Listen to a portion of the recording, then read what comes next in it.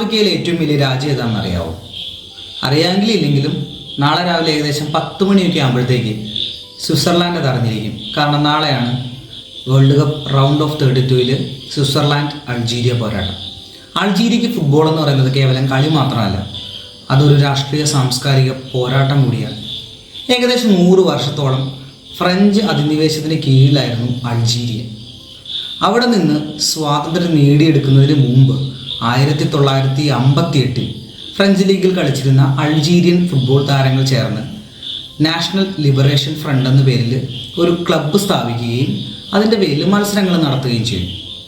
1962-ൽ അൾജീരിയ ഒരു ഔദ്യോഗിക രാജ്യമാകുന്നതിന് മുമ്പ് തന്നെ ഈ ക്ലബിൻ്റെ പേരിൽ അവർ ലോകം മുഴുവൻ സഞ്ചരിച്ച് മത്സരങ്ങൾ നടത്തിക്കൊണ്ട് അൾജീരിയൻ ജനതയ്ക്ക് സ്വാതന്ത്ര്യത്തോടുള്ള ദാഹം ലോകത്തെ മുഴുവൻ ബോധ്യപ്പെടുത്തി.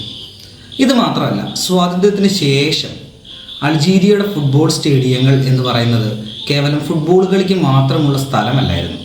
അവിടുത്തെ യുവാക്കൾക്ക് രാഷ്ട്രീയ സാമൂഹിക പ്രശ്നങ്ങളോട് അവർക്കുള്ള വിയോജിപ്പ് അറിയിക്കാനുള്ള സ്പേസ് കൂടെയായിട്ട് ഈ സ്റ്റേഡിയങ്ങൾ മാറി. അതുമാത്രമല്ല, അൾജീരിയൻ ക്ലബ്ബുകളുടെ ഫുട്ബോൾ മത്സരങ്ങൾ നടക്കുമ്പോൾ കാണികൾ ആലപിക്കുന്ന ഗാനങ്ങൾ പിൽക്കാലത്ത് രാഷ്ട്രീയ വിപ്ലവ ഗാനങ്ങളായി മാറുന്നത് ഒരു പതിവായി തീർന്നു. 2019-ൽ നടന്ന ജനകീയ മുന്നേറ്റ പ്രക്ഷോഭത്തിൽ ഈ ഗാനങ്ങൾ മുഖ്യമായ പങ്ക് വഹിച്ചു എന്നുള്ളതാണ് യാഥാർത്ഥ്യം. അപ്പോൾ ഫുട്ബോളിനെ ഇത്രയധികം രാഷ്ട്രീയമായി കാണുന്ന, അതിൽ വൈകാരികമായി ഇടം കണ്ടെത്തുന്ന അൾജീരിയൻ ടീമിനും അൾജീരിയൻ കാണികൾക്കും നാളത്തെ മത്സരം പ്രധാനപ്പെട്ടതാണ്. അവർക്ക് 1984-ലെ ഒരു കണക്ക് കൂടി വീട്ടാനുണ്ട്. ആ കണക്ക് എന്താണെന്ന് അടുത്ത വീഡിയോയിൽ പറയാം. എന്തായാലും ഈ ലോകകപ്പിൽ തങ്ങളുടെ അടയാളപ്പെടുത്തൽ ഉണ്ടാകണമെങ്കിൽ നാളെ അൾജീരിയയ്ക്ക് ജയിച്ചേ മതിയാകൂ.